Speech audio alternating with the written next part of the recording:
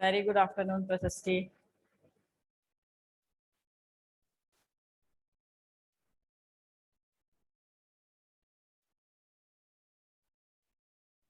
Marker कौन?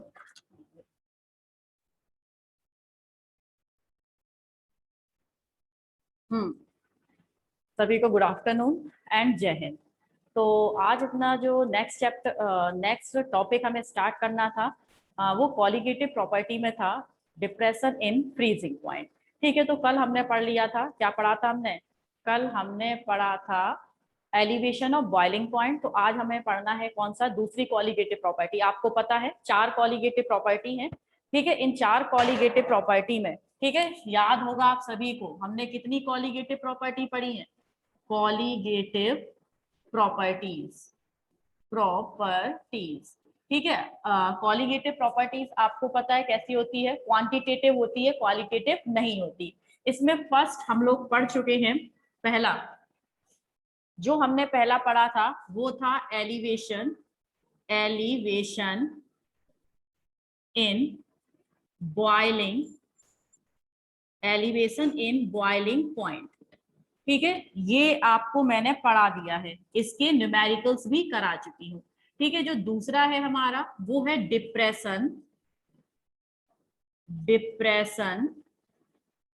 In freezing point.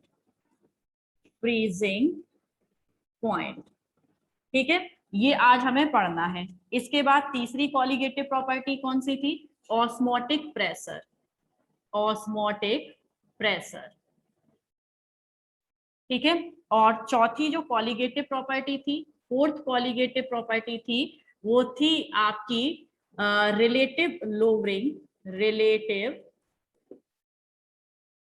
Lowering of vapour pressure. ठीक है, तो ये 4 कॉलिगेटिव प्रॉपर्टी है जिन्हें कि आपने डिटेल में पढ़ना है। तो ये वाली हम पढ़ चुके हैं, इसके सारे न्यूमेरिकल्स हम कर चुके हैं। ठीक है, दूसरा वाला है, इसको आज पढ़ेंगे और इसके न्यूमेरिकल्स करेंगे। ठीक है, और ये देखो एक बात ये मैंने इसलिए लिखी है आपको आज, क्योंकि ये जो प्रॉपर्टी है, ये प्रॉपर्टी, इसमें आपने मोलैलिटी याद आ रहा होगा ना? मोलैलिटी का जो फॉर्मूला है उसे हमने पुट किया था निकालने के लिए। बिल्कुल सेम ही हमें डिप्रेशन इन फ्रीजिंग पॉइंट में भी मोलैलिटी वाला इसमें क्या करना है? पुट करना है। क्योंकि ये दोनों जो आपकी प्रॉपर्टी थी, एक तो elevation in boiling point and depression in freezing point, इनमें किसी भी टाइप के सॉल्यूशन की जरूरत नहीं पड़ती। ठीक है, कि आप सोचो कि हम सॉल्यूशन बनाए तभी हम एलिवेशन बता पाएंगे। हमने सॉल्यूशन नहीं बनाया, फिर भी हम क्या कर सकते हैं? हम उसका बता सकते हैं क्या? एलिवेशन कितना हुआ है बॉइलिंग पॉइंट में किसी सॉल्यूशन में नॉन वॉलेटाइल सॉल्यूट को मिक्स करने पर। बात समझ में आ रहा है ना? मोलैलिटी आ रहा है, यानी कि यहाँ पर जरूरी नहीं है कि आपको वहां पर सॉल्यूशन बनाना पड़ा होगा।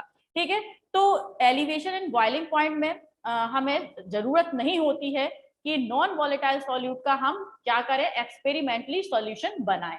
ठीक है, डिप्रेशन इन फ्रीजिंग पॉइंट निकालना है, वहां पर भी हमें जरूरत नहीं होती है कि हम क्या करें? जो सॉल्यूशन बनाए एक्सपेरिमेंटली। लेकिन ध्यान रखिएगा, ठीक है, इसलिए मैंने आज ये चारों प्रॉपर्टी फिर से लिखी है कि जो ऑस्मोटिक प्रेशर है, ना, वहां पर मोलैरिटी ना होके क्या आएगा? मोलैरिटी। ठीक है, ये किस पर डिपेंड करती है? क्वेश्चन आपका पूछा जा चुका है 2011 में। ठीक है, कि कौन सी प्रॉपर्टी है, कौन सी कॉलिगेटिव प्रॉपर्टी है जो मोलैरिटी पर डिपेंड करती है? तो वो कौन सी कॉलिगेटिव प्रॉपर्टी है जो मोलैरिटी पर डिपेंड करती है? वो है आपका ऑस्मोटिक प्रेशर। ठीक है, ऑस्मोटिक प्रेशर, ये वर्ड आपको कहां से रिलेट कर रहा होगा? ऑस्मोटिक प्रेशर ऑस्मोसिस से। किससे? ऑस्मोसिस से। और ऑस्मोसिस में क्या होता है? हायर कंसंट्रेशन से लोअर कंसंट्रेशन की तरफ सॉल्यूट के मॉलिक्यूल का थ्रू सेमी परमिएबल मेम्ब्रेन क्या होना? ट्रांसफर होना। क्लास 9th में डेफिनेशन पढ़ी थी, अगर याद है वेरी गुड, नहीं याद है तो जब ये टॉपिक कराऊंगी तो आपको मैं बता दूंगी। ठीक है, तो इसमें क्या था? ऑस्मोटिक प्रेशर आपका रिलेट करता है ऑस्मोसिस से। और ऑस्मोसिस जो प्रॉपर्टी है उसमें सॉल्यूशन का बनना जरूरी है। ठीक है, जब तक किसी भी सॉल्यूट और सॉल्वेंट का सॉल्यूशन नहीं बनेगा तब तक उसमें ऑस्मोटिक प्रेशर आप नहीं निकाल सकते। तो क्या हुआ, सॉल्यूशन वाली बात आ गई। तो सॉल्यूशन जिसमें बनता है वो क्या होती है आपकी, मोलैरिटी। तो इतना ध्यान रखिएगा, इसमें मोलैरिटी यूज होगी, इसमें मोलैरिटी यूज होगी, लेकिन ऑस्मोटिक प्रेशर जो आपकी कॉलिगेटिव प्रॉपर्टी है उसमें क्या यूज होगी, मोलैरिटी, कैपिटल एम, मोल पर लीटर, और इसमें आपका मोल पर केजी वाला। ठीक है, क्योंकि विदाउट सॉल्यूशन हम ऑस्मोटिक प्रेशर यहां पर फाइंड नहीं कर पाएंगे। ठीक, चलिए आते हैं। अच्छा, वॉइस में क्या प्रॉब्लम हो रही है भाई, और किसी को भी क्या कोई वॉइस में प्रॉब्लम है? हाँ भाई, तो टॉपिक स्टार्ट करें। चलिए, शायद हो सकता है मैं जल्दी जल्दी बोल रही थी। ओके, अब हम पढ़ते हैं क्या, depression. Depression in freezing point. Freezing point, ठीक है। तो टॉपिक क्या है, डिप्रेशन इन फ्रीजिंग पॉइंट। ये सेकंड कॉलिगेटिव प्रॉपर्टी है अपनी। अच्छा, चलिए ठीक है। डिप्रेशन इन फ्रीजिंग पॉइंट ये सेकंड कॉलिगेटिव प्रॉपर्टी है। अब इसका मतलब क्या है, ठीक है, जैसे हमने पढ़ा था एलिवेशन ऑफ बॉइलिंग पॉइंट, याद है सभी को, एलिवेशन ऑफ बॉइलिंग पॉइंट में था कि जब भी किसी प्योर सॉल्वेंट में हम नॉन वॉलेटाइल सॉल्यूट मिक्स करते हैं तो उसका जो बॉइलिंग पॉइंट है वो इंक्रीज हो जाता है। जैसे हाँ, हमारे पास प्योर वाटर है और प्योर वाटर का बॉइलिंग पॉइंट 100 डिग्री सेल्सियस होता है, लेकिन अगर हम उसमें सॉल्ट, यूरिया या ग्लूकोज मिला दें तो अब जो सॉल्यूशन बना वो 100 डिग्री सेल्सियस पर बॉयल ना होके आपका इससे अबव टेम्परेचर 104, 105 या इससे भी ज्यादा टेम्परेचर पर क्या होगा, बॉयल होगा। बात समझ गए? तो इसे हम क्या कहते हैं, नॉन वॉलेटाइल सॉल्यूट को मिक्स करने पर बॉइलिंग टेम्परेचर का क्या हो जाना, इंक्रीज हो जाना। ठीक है, बिल्कुल ऐसे ही है क्या, डिप्रेशन इन फ्रीजिंग पॉइंट। बिल्कुल खुले दिमाग से इस बात को समझिएगा, क्योंकि बच्चे जो डिप्रेशन इन फ्रीजिंग पॉइंट में पढ़ाते हो ना तो उसे क्या समझ लेते हैं, उसे समझ लेते हैं एलिवेशन ऑफ फ्रीजिंग पॉइंट हो रहा है मैडम, ये तो एलिवेशन नहीं है, डिप्रेशन इन फ्रीजिंग पॉइंट है। होता क्या है, देखिए आपका जो प्योर वाटर है, ठीक है, जैसे हमारे पास क्या है, प्योर वाटर, प्योर वाटर है, तो pure water 0 degree Celsius temperature पर क्या हो गया, आपका फ्रीज हो गया। ठीक है, 0 डिग्री सेल्सियस टेम्परेचर पर प्योर वाटर फ्रीज हो गया। अब देखिए हमने क्या किया, जो वाटर था वाटर में हमने मिक्स कर दिया यहां पर यूरिया। ठीक है, तो ये क्या बन गया बेटा, अब प्योर वाटर तो नहीं रहा, अब ये बन गया सॉल्यूशन। अब सॉल्यूशन को हमने फ्रीज करना स्टार्ट किया, तो ये सॉल्यूशन 0 डिग्री सेल्सियस पर फ्रीज नहीं होगा, ये हुआ जाके -4 डिग्री सेल्सियस पर फ्रीज। ठीक है, तो क्या हुआ, जो फ्रीजिंग पॉइंट है, अब ये मत कहना ये तो बढ़ गया मैडम, 0 से ज्यादा हो गया। ज्यादा का मतलब होता है 1, 2, 3, 4, 5, 6, 7, 8, 9, 10 इस तरीके से बढ़ गया, लेकिन ये तो माइनस में पहुंच गया, तो इसका मतलब क्या है, डिप्रेस हो गया फ्रीजिंग पॉइंट। बात समझ में आ रही है? जैसे कि इधर समझिए, यहां पर आपका ये -2, ठीक है, एक मिनट, -10, यहाँ पर -8, ये टेम्परेचर में लिख रही हूँ डिग्री सेल्सियस में, केवल समझा रही हूँ इस वाले पॉइंट को कि ये डिप्रेशन कैसे है। ठीक है, -6, -4, -2, 0, ठीक है, और फिर यहाँ पर 2, फिर यहाँ पर 4, फिर यहाँ पर 6।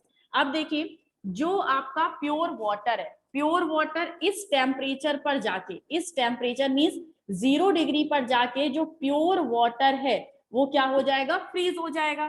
ठीक है, बात समझ रहे हो ना? हम टेम्परेचर को लगातार क्या कर रहे हैं, कम करते जा रहे हैं। पहले टेम्परेचर 6 रखा, फिर 4 रखा, फिर 2 रखा, और फिर हमने क्या कर दिया, 0। जैसे ही टेम्परेचर 0 डिग्री सेल्सियस किया, प्योर वाटर क्या हो गया, फ्रीज हो गया। ठीक है, अब बात करते हैं सॉल्यूशन की। हमने सॉल्यूशन को 0 डिग्री सेल्सियस दिया, फिर भी वो फ्रीज नहीं हुआ।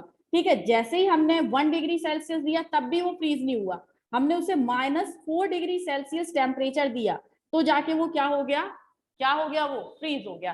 तो यहाँ पर आप क्या समझे, ये जो टेम्परेचर है, टेम्परेचर आपका कैसा हो रहा है, नेगेटिव में जा रहा है, मीन्स टेम्परेचर आपका कैसा हो रहा है, डिप्रेस हो रहा है।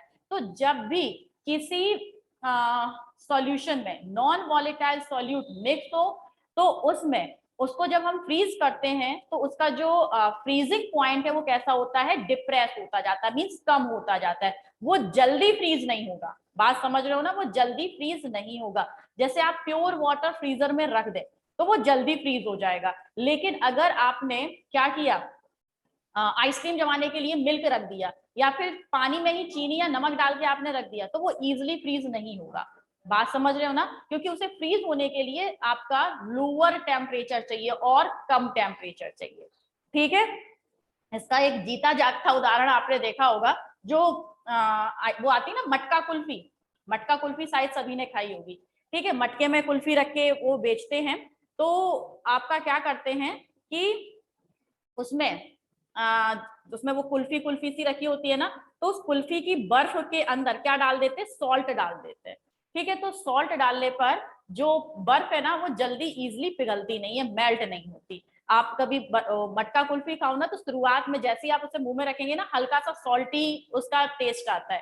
ठीक है, इसीलिए सॉल्टी टेस्ट आता है क्योंकि उस लंबे टाइम तक जो कुल्फी है ना उसको मेल्ट होने से रोकने के लिए उसमें क्या मिक्स कर दिया जाता है, थोड़ा सा नमक मिक्स कर दिया जाता है। या तो बाहर वाली बर्फ में नमक डाल के रख देते कि कुल्फी आपकी क्या ना हो, मेल्ट ना हो, वरना उसमें जिसमें कुल्फी बनाई जा रही है ना जिस भी पाउडर से उसमें भी हल्का सा नमक ऐड कर दिया जाता है जिससे कि वो लंबे टाइम तक चलती है, जल्दी वो मेल्ट नहीं होती। ठीक है, मीन्स क्या है, जमेगी भी देर से और मेल्ट भी देर से होगी। तो मटका kulfi is the best example of किसका, डिप्रेशन इन फ्रीजिंग पॉइंट। चलिए, तो अब इसे थोड़ा सा ये बात समझ में आ गई ना आपको, प्योर वाटर का जो फ्रीजिंग पॉइंट है वो कैसा होता है आपका, कैसा होता है, इन कंपैरिजन टू सॉल्यूशन ज्यादा होता है। ठीक है, और इसका कैसा होता है, सॉल्यूशन का फ्रीजिंग पॉइंट डिप्रेस्ड होता है, कम होता है। अब देखो फ्रीजिंग पॉइंट होता क्या है, जैसे हमने बॉइलिंग पॉइंट पढ़ा था ना, बॉइलिंग पॉइंट क्या था, when vapor pressure of liquid is equal to the vapor pressure of atmospheric pressure। ठीक है, when vapor pressure of liquid is equal to the atmospheric pressure, that temperature is called boiling temperature। ठीक है, बिल्कुल वैसे ही freezing point, freezing point की definition क्या है। ठीक है, फ्रीजिंग पॉइंट की डेफिनेशन ये मत बता देना कि एक ऐसा टेम्परेचर इस पर लिक्विड सॉलिड में कन्वर्ट हो जाए। ठीक है, होता क्या है आपका, व्हेन, यहां लिखते हैं the temperature in which vapor pressure of solution, vapour pressure of solution, solution कैसा होगा यहाँ पर, लिक्विड स्टेट में होगा। द टेम्परेचर, कॉमा लगा है, in which vapour pressure of solution is equal to the vapour pressure of solid, vapour pressure of solid is called freezing temperature या फिर फ्रीजिंग पॉइंट। ठीक है, तो फ्रीजिंग पॉइंट क्या होता है, किसी भी लिक्विड का वेपर प्रेशर जब सॉलिड के, क्योंकि अब उसे सॉलिड में कन्वर्ट होना है, तो किसी भी लिक्विड का वेपर प्रेशर जब सॉलिड के वेपर प्रेशर के इक्वल हो जाता है जिस टेम्परेचर पर, उस टेम्परेचर को हम बोलते हैं क्या, फ्रीजिंग पॉइंट। ठीक है, कोई ना सो जा, हाँ भाई, जिसको नींद आ रही है वो सो सकता है। ठीक है, लेकिन एक बात ध्यान रखना, जो जागेगा वो पावेगा, जो सोएगा तो खोवेगा। ठीक है, आपको पता होगा एग्जाम जो होते हैं ना बोर्ड के, वो भी 10:30 से और आपके स्टार्ट होते हैं, तो ये भी बिल्कुल आप कह सकते हैं ना भरी दोपहरिया में होते हैं, भरी दोपहरी में होते हैं। अगर वो 3 घंटे आप सो गए तो क्या होगा, है ना। तो कृपया करके ध्यान रखिए, अभी वैसे कोई नींद वींद का टाइम नहीं है, जब आप पढ़ाई में मन लगाओ तो कहीं नींद नहीं आती। अगर नींद आ रही है तो बर्फ के पानी से, क्यों पढ़ा रही हूं मैं ये इतना, ठीक है, बर्फ के पानी से मुंह धो लो। ठीक है, चलिए आइए, और ध्यान रखना एक बात बहुत अच्छे से, जागोगे तो पाओगे और सोगे ना तो वास्तव में खो जाओगे। ठीक, चलिए आइए, इनफैक्ट अगर नहीं पढ़ना होता है ना तो नींद सुबह भी आ जाएगी, क्योंकि सुबह बहुत मीठी नींद आती है। तो ये तो रहने दीजिए कि नींद आ रही है या फिर जो कुछ भी आ रही है, ठीक है। कभी कभी बच्चों को कुछ और भी चीज आ जाती है, तो वो सब समेट के अपना रखा करो एक तरफ, और इस समय केवल और केवल पढ़ाई पर ध्यान दीजिए। कौन हो गया, लाइए रिज्वाइन कर लो।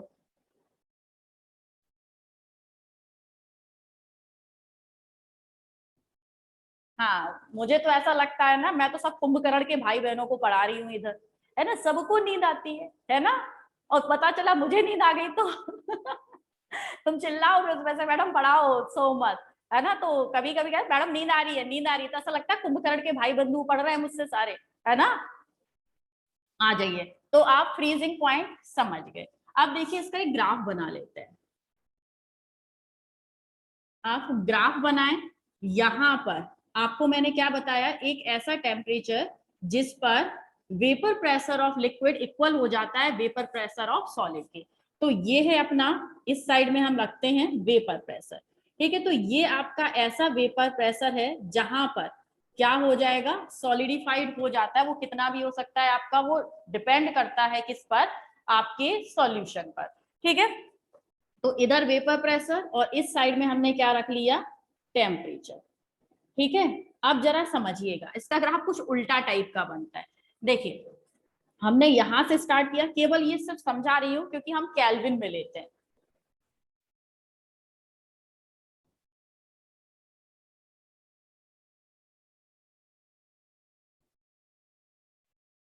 आइए जल्दी से आ जाइए, ठीक है। यहाँ पर केवल हम इसे समझा रहे हैं, मैं डिग्री सेल्सियस में वाटर के बेस पर समझा रही हूँ, जैसे पहले समझाया था बिल्कुल वैसे ही समझा रही हूँ।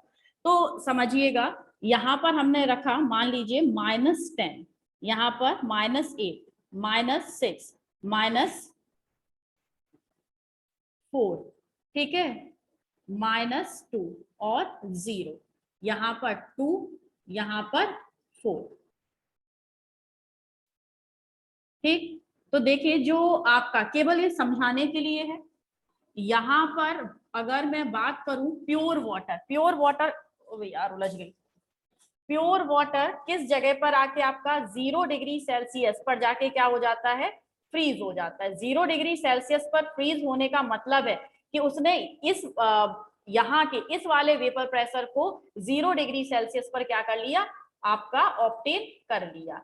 तो यहाँ पर जो ये आपका ग्राफ बनेगा कुछ इस टाइप का बनेगा, ठीक है। मीन्स आपने जब उसे 2 डिग्री सेल्सियस टेम्परेचर दिया तब वो उसका वेपर प्रेशर ज्यादा था, जब आपने उसे 1 दिया तो वेपर प्रेशर इतना था, जब आपने उसे 0 डिग्री सेल्सियस पर ले आए तो उसका वेपर प्रेशर इक्वल हो गया किसके, सॉलिड के वेपर प्रेशर के, ठीक है। तो ये इस टाइप से ऐसे करके आपका ग्राफ बना।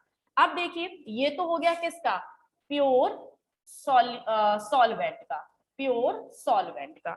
अब बात करनी है हमें किसकी, सॉल्यूशन की, ठीक है। तो सॉल्यूशन का जो है, सॉल्यूशन कितने पे जाके, मान लेते हैं आपको पता है ना डिप्रेस हो जाता है फ्रीजिंग पॉइंट -4 पर जाके, -4 डिग्री सेल्सियस पर जाके, और वो अटेन करता है कौन सा, ये वेपर प्रेशर सॉलिड का। तो इसकी जो लाइन है, इसकी लाइन कुछ ऐसी खींचेगी, ठीक है। यहाँ पर कुछ इस टाइप से, ये किसकी है, सॉल्यूशन की, सॉल्यूशन की लाइन, ठीक है। चलो, तो अब देखो इधर, इधर आओ, ये किसकी थी, प्योर सॉल्वेंट की। प्योर सॉल्वेंट का जो फ्रीजिंग पॉइंट है, हमेशा प्योर होता है तो उसे हम क्या लगाते हैं, नॉट लगाते हैं, और फ्रीजिंग पॉइंट है तो क्या हो गया, TF। और ये किसका है, सॉल्यूशन का है, तो इसे हम क्या लिख देंगे, TF, ठीक है। प्योर का T0F और सॉल्यूशन का, ये ग्रीन लाइन दिख रही, सॉल्यूशन का ये क्या है, TF। और इनके बीच के डिफरेंस को, ठीक है, इनके बीच के डिफरेंस को हम क्या बोलते हैं, डेल्टा TF, ठीक। तो यहां पर delta TF is equal to क्या हो गया, T0F माइनस TF, ठीक है। ध्यान रखना ये आपका जो फ्रीजिंग पॉइंट था, फ्रीजिंग पॉइंट कैसे उल्टा है, ठीक है। फ्रीजिंग पॉइंट में आपका यहां पर आ रहा था TB और इसमें क्या आ रहा है, T0F, चलिए ठीक है, क्या आ रहा है, T0F। अब ये जो है, अभी पहले ही बता चुकी हूं, जो depression in freezing point, freezing point में जो ये इतना डिप्रेशन हुआ 0 से -4 पर जाके ये डिप्रेस हुआ है, ये किसके कारण हुआ है? उसमें प्रेजेंट नॉन वॉलेटाइल, किसी भी सॉल्वेंट में प्रेजेंट नॉन वॉलेटाइल सॉल्यूट के पार्टिकल्स के कारण। किसके कारण? नॉन वॉलेटाइल सॉल्यूट के पार्टिकल्स के कारण। ठीक, तो डेल्टा टीएफ किसके डायरेक्टली प्रोपोर्शनल होगा? मोलैलिटी के। तो इसे हम क्या लिख सकते हैं? डेल्टा टीएफ, डायरेक्टली प्रोपोर्शनैलिटी का साइन हटाया तो क्या आएगा? यहाँ पर कांस्टेंट, और कांस्टेंट क्या है? के एफ एम। ठीक है, m क्या है अपनी? m is equal to molality और W B into 1000 upon M B into W A, यही होता है। आ जाइए, delta T F is equal to K F into M की जगह पर ये पूरा रख दो, W B into 1000 upon M B into W A. ठीक है, चलो अब देखिए, ये तो आ गया अपनी इतनी कहानी। अब इसमें ये के एफ है, ठीक है, जैसे वो के बी था, याद है इससे पहले जो हमने एलिवेशन इन बॉइलिंग पॉइंट पढ़ा था, उसमें क्या आ रहा था? के बी आ रहा था। और के बी का मतलब क्या था आपका? इब्यूलियोस्कोपिक कांस्टेंट। याद आ रहा है ना? के बी को हम क्या कहते हैं? इब्यूलियोस्कोपिक कांस्टेंट। वैसे ही के एफ, इधर क्या आ रहा है? के एफ, तो के एफ को हम क्या बोलते हैं आपका? यहाँ पर एक तो है, इसे दो नाम है, मोलर डिप्रेशन कांस्टेंट, और ठीक है, और दूसरा नाम क्या है इसका? Cryoscopic constant. ठीक है, तो जैसे वो इब्यूलियोस्कोपिक कांस्टेंट था किसका? एलिवेशन ऑफ बॉइलिंग पॉइंट का, बिल्कुल वैसे डिप्रेशन इन फ्रीजिंग पॉइंट का क्या होता है? क्रायोस्कोपिक कांस्टेंट, जिसे रिप्रेजेंट करते हैं किससे? के एफ से। ठीक है, तो बिल्कुल वैसे ही कहानी है, कुछ इसमें नया नहीं है। नया है तो वो ये है। ठीक है, ध्यान रखना, उसमें क्या था लिख दूं यहाँ पर? Delta TB is equal to आपका यहां पर TB minus T not B, ऐसा था। ठीक है, ऐसा था, याद होगा आप लोगों को, था ना ऐसा? तो ये टीबी का है, इन दोनों में अंतर है। ठीक है, दिखाई दे रहा होगा आपको। तो इसे खैर मैं रफ कर दूं, ये तो आप पढ़ चुके हैं, केवल आपको कंपैरिजन करना सिखाना था। तो ये हो गई अपनी क्या? डिप्रेशन इन फ्रीजिंग पॉइंट, और साथ के साथ इसका ये फॉर्मूला। इस फॉर्मूले से निकलेंगे अब न्यूमेरिकल्स। हाँ भाई, क्वेश्चन है, इसका स्क्रीनशॉट ले लीजिए, फिर न्यूमेरिकल करें। ठीक है, और कॉपी पेन लेके आना। हर्ष कहाँ है? कॉपी उठा बेटा, और पेन पेंसिल पेन जो भी है वो चलने वाला लेके आना। तुम बहुत चतुर हो, बिना चलने वाले पेन पेंसिल कॉपी उठा लेते हो। ये एक बार बेटा, ये एक बार आपका पूरा ये डेरिवेट करने के लिए भी आया है 2 मार्क्स में। ठीक है, तो इसको तो आप कर सकते हैं इजिली, कुछ है नहीं इसमें खास। अब आते हैं इनके न्यूमेरिकल पर।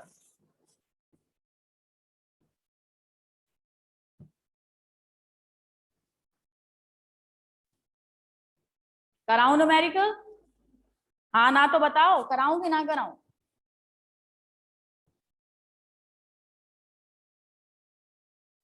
कराऊं न्यूमेरिकल्स? सो मत सबके सब हाँ ना कुछ तो लिखो, पता चला लुढ़के पड़े हो बिस्तर पर। मैं यहाँ खड़े होके पढ़ा रही हूँ आराम से, है ना, सो रहे होंगे। चलो, प्रशिष्टि जाग रही है बस, और यश जाग रहा है। और कौन सा जाग रहा है? हाँ चलो, जोश में ही होना चाहिए, बस जोश में होश मत खो बैठना। चलिए आ जाइए, क्वेश्चन है 1.0 ग्राम। क्वेश्चन लिखने के बाद देख रही हूँ कितने लोगों ने यस लिखा हुआ है, वरना अभी देखो जगाती हूँ सबको। Gram of a non electrolyte solute, non-electrolyte solute dissolve in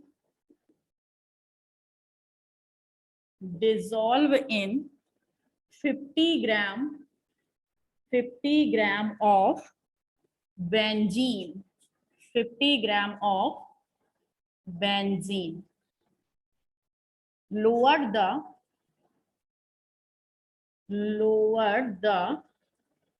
freezing point. Lower the freezing point of benzene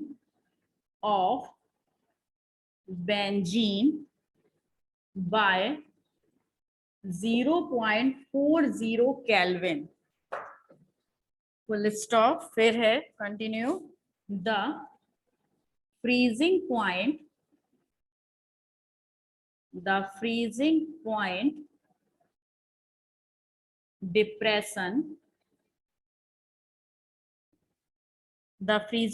depression constant of benzene is 5.12 Kelvin kg mole inverse. Find the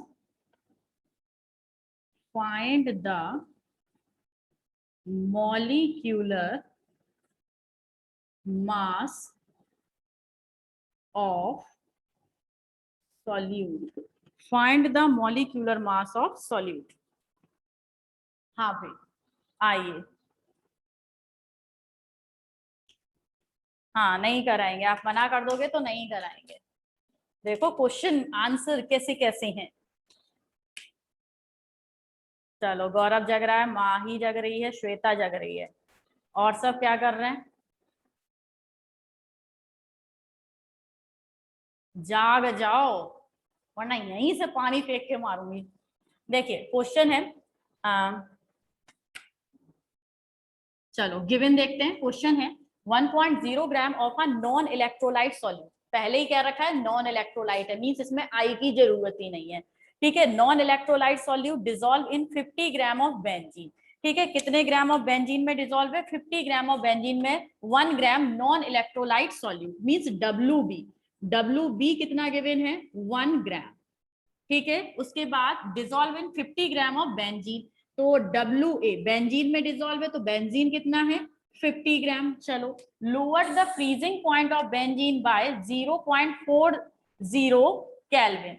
ठीक है, तो ये बेंजीन का जो फ्रीजिंग पॉइंट है उसे कितना कम कर देता है? 0.40 केल्विन कम कर देता है। यानी कि ये क्या है? डेल्टा TF कितना है? 0.40 केल्विन।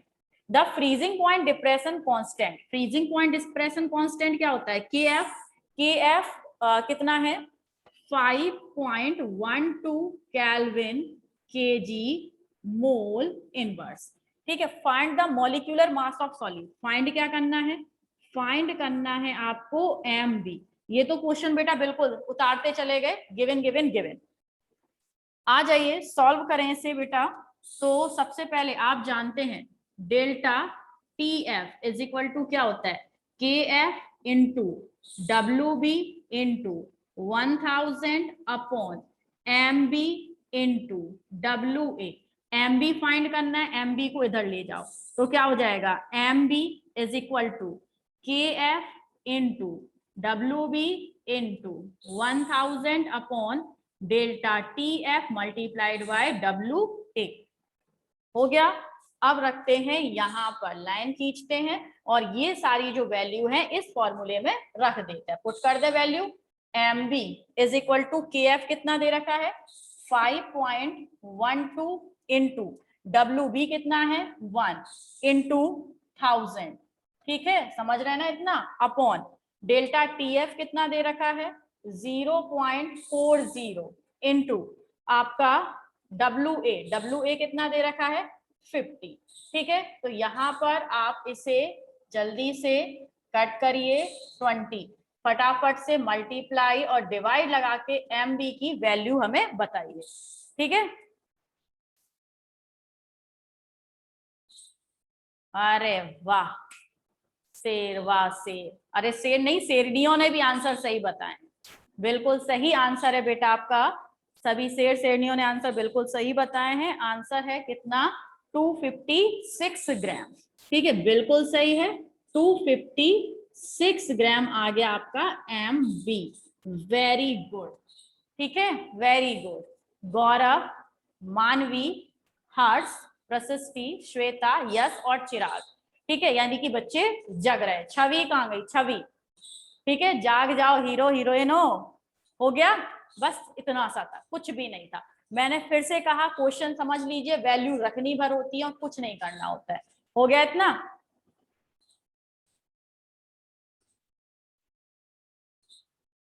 बहुत अच्छा। शेर और शेरनियों को सोने दूं है? Very good. बताऊं अभी? हाँ भाई, क्वेश्चन हो गया। हाँ, मुझे क्वेश्चन पूछने हैं आज। मंडे को इसके खूब सारे न्यूमेरिकल्स करेंगे, ठीक है। कल की आपकी छुट्टी है, मंडे को इसके न्यूमेरिकल्स करने हैं। और इसके आई वाले मीन्स वांट ऑफ फैक्टर वाले भी केएफ से न्यूमेरिकल हम करेंगे। तो आई थिंक इजी है, समझ में आ गया होगा। स्क्रीनशॉट तो ले लिया है। अब मुझे कुछ क्वेश्चंस के आंसर बता दीजिए। ठीक है, क्वेश्चन है आपका। सबसे पहले बताइए, यूनिट बताइए मोल फ्रैक्शन की। What is the unit of mole fraction? Mole fraction की यूनिट क्या होती है? No unit. अच्छा, अच्छा, बहुत होशियार हो गए हो तुम तो, है। कोई यूनिट ही नहीं होती मोल फ्रैक्शन की। गुड।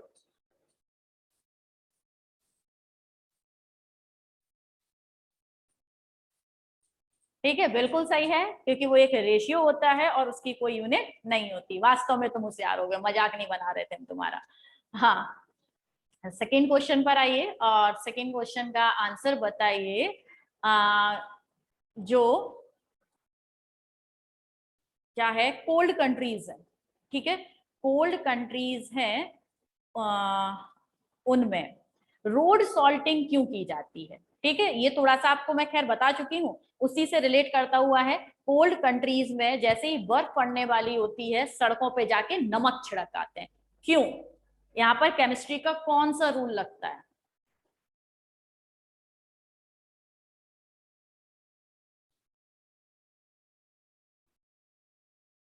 2560, 256 ही आ रहा है बेटा आंसर।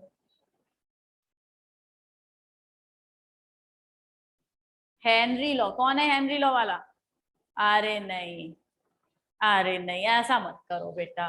ठीक है, रोड पर नमक क्यों छिड़काते हैं? डिप्रेशन इन फ्रीजिंग पॉइंट वाला कॉलिगेटिव प्रॉपर्टी लगती है, डिप्रेशन इन फ्रीजिंग पॉइंट। ठीक है, रोड पर जाके क्या छिड़काए? नमक छिड़काए। तो अब आइस जल्दी नहीं जमेगी, समझ गए ना? अभी जस्ट यही तो पढ़ा पढ़ा के आ रहे हैं भाई, कहाँ कहाँ सो गए, है ना? तो जब सॉल्टिंग कर दी जाती है, हम बोलते हैं सॉल्टिंग ऑन रोड। जो कोल्ड कंट्रीज हैं उनपे सड़क पर, ये क्वेश्चन आ चुका है जो मैंने बोला है ना, ये क्वेश्चन बोर्ड में पूछा जा चुका है। कोल्ड कंट्रीज में रोड पर सॉल्टिंग क्यों की जाती है?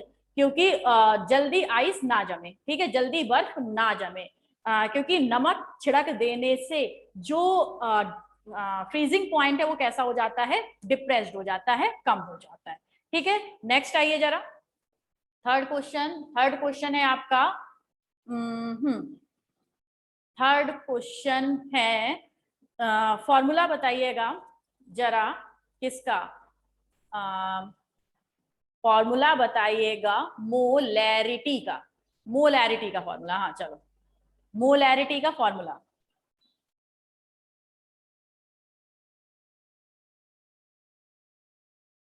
क्या बोल रहे हैं? यस, ठीक है।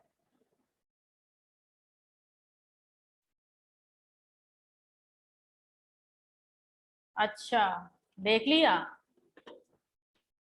चलो भाई, इसमें क्या जीरो भी आ रहा है क्या? देख लीजिएगा। एक मिनट, जल्दी से बताइए।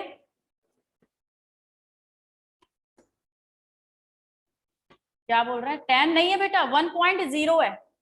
1.0 है, 1 है। ठीक है, 1.0 है, यस। बिल्कुल सही है, ठीक है। सही, प्रशस्ति, गौरव, सही आंसर आ रहे हैं।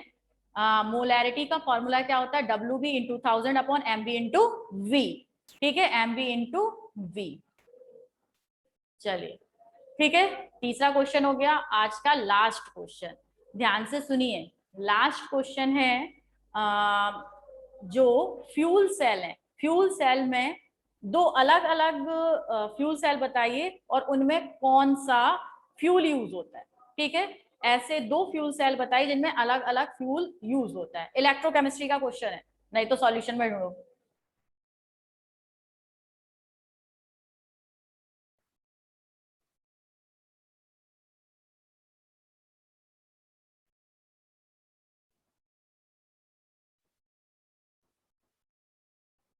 H2O2।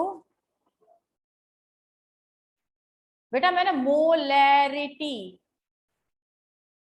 मोलैरिटी ये वाला पूछा था, इसका फॉर्मूला पूछा था। WB × 1000 upon MB × V। आप मोलैलिटी का नहीं, मोलैलिटी का तो इधर ही कहीं लिखा था अभी। जल्दी से जल्दी से। मीथेन, प्रशस्ति मीथेन एंड H2O2। और सब कहाँ है? जल्दी से आंसर बोलिए।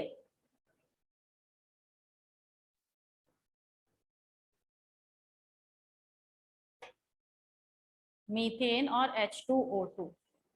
ठीक है, और किसी को नहीं आता? कर क्या रहे हो?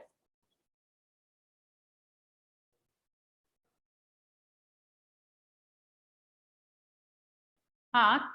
अच्छा अच्छा।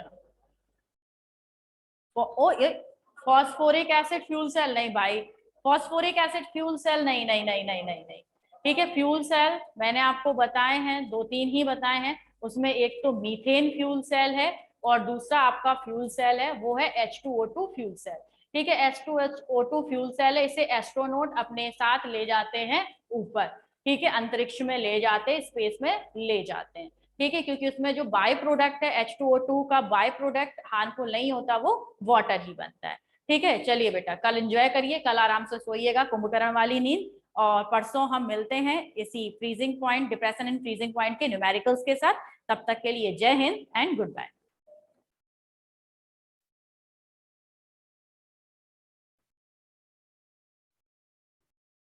क्या हो गया?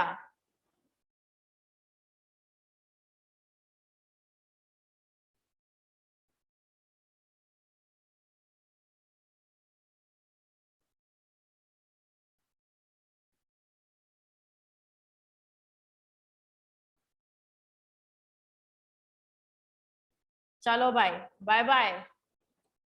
टेस्ट कब है? टेस्ट देखते हैं, ऑफलाइन मिले अगर जल्दी से तो तुम्हारा सबसे पहले टेस्ट ही लेंगे। ठीक है, धुनाई लगाएंगे तुम्हारी बढ़िया तरीके से। जय हिंद बच्चों।